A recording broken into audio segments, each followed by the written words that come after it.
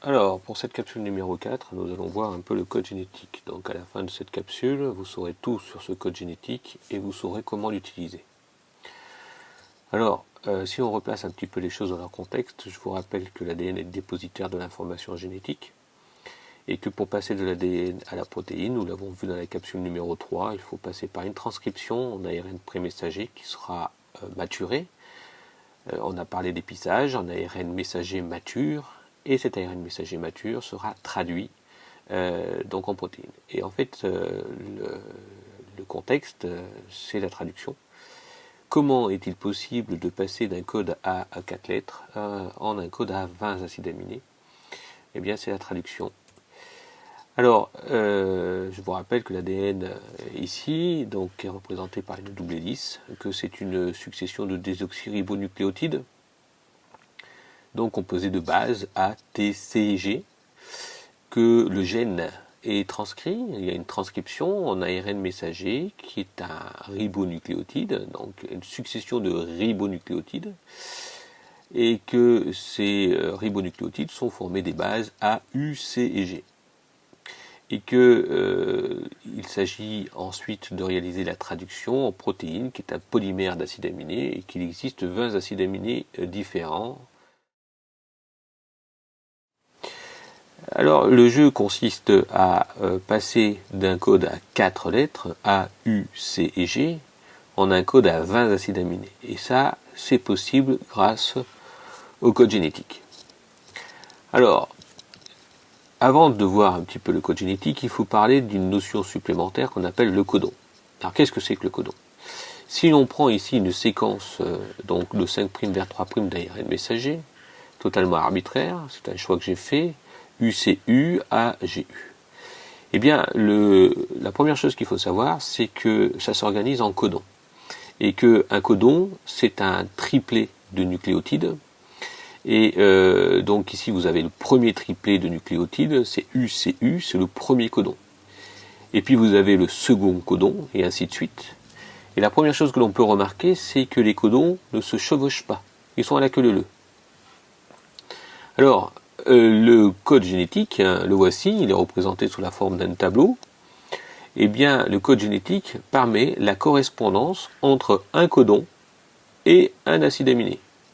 Par exemple, si l'on prend le codon ici, donc on prend ce tableau, on prend n'importe quel codon, vous avez ici le codon UUU, donc c'est un triplet de nucléotides, eh bien il correspond à la phénylalanine. Donc lorsque le ribosome verra UUU, eh bien il placera une phénylalanine en face. Lorsqu'il verra CCG, il donnera une proline en face, et ainsi de suite. Alors comment ça fonctionne? Ça fonctionne de la façon suivante. Vous allez prendre le codon, et puis vous allez considérer les nucléotides les uns après les autres. Sachant qu'ici vous avez la première lettre du codon, donc qui peut être U, C, A ou G. Puis ici vous avez la deuxième lettre du codon, puis ici vous avez la troisième lettre du codon. Donc application, si on prend le U par exemple, ben, il correspond donc à la première ligne, donc on a le choix entre tous ces codons-là.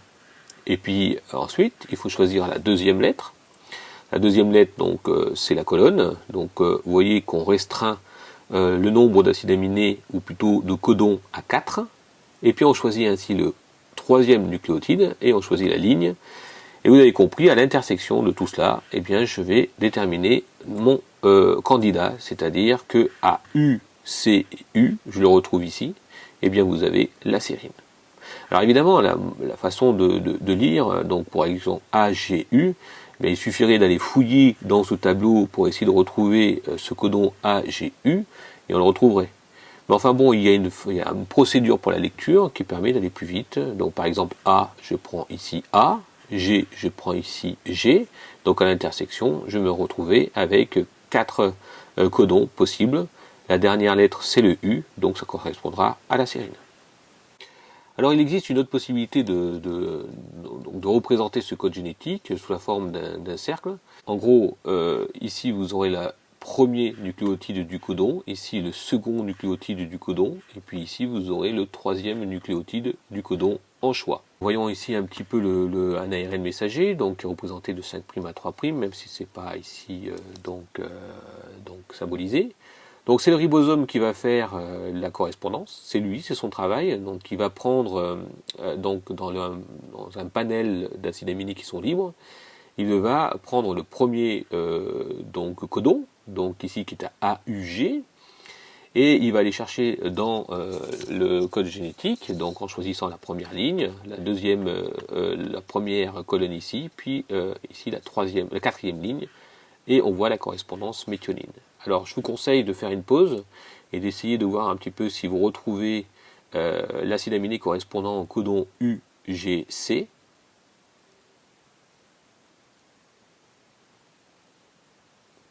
Alors voilà, donc vous avez dû donc procéder de la façon suivante.